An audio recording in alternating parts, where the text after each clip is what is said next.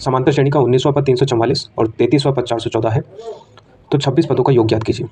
ठीक है, जैसा कि हम जानते हैं समांतर श्रेणी में n पदों का योग का जो फॉर्मूला होता है वो होता है Sn बराबर n/2 bracket 2a plus n-1 into T. यहाँ पर जो n है वह कुल पदों की संख्या है। यहाँ पर अपने प्रश्न में 26 दिया है तो यहाँ पे 26 आएगा।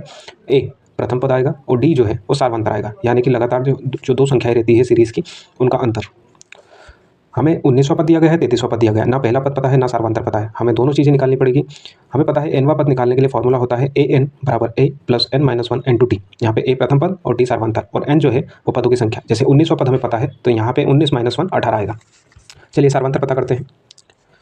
19वें पद को हम ऐसे लिख सकते हैं a प्लस 19 - 1 इंटू टी बराबर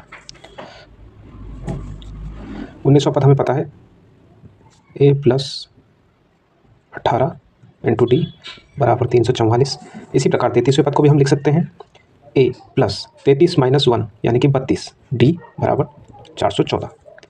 इसे समीकरण 1 बोल सकते हैं, इसे समीकरण 2 बोल सकते हैं। अब समीकरण 2 - 1 करेंगे तो हमें क्या मिलेगा, a plus 32d minus a plus 18d बराबर 414 माइनस 344। सॉल्व करते हैं।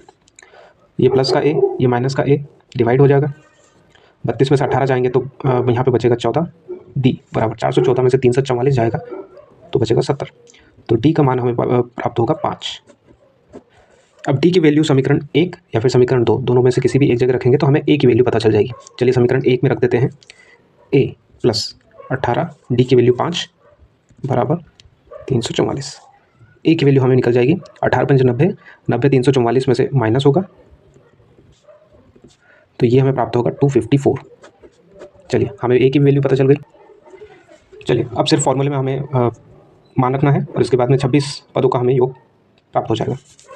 चलिए फॉर्मूले में मान रखते हैं। फॉर्मूला क्या है, Sn बराबर n/2 2a plus n-1 into T. n कितना है 26 बटे 2 गुणे a क्या मिला अपने को 254 प्लस n 26 माइनस 1 सारवंतर 5, ये प्राप्त होगा 13। ये होगा 8 0 और 5 प्लस ये होगा 25 इंटू 5 125, ये 13 इंटू ये 3 और ये 6। अब 13 इंटू ये करेंगे 13 × 39, 13 × 39 और 3 42, 13 × 78 और 6 82। ये हमारा हो जाएगा आंसर।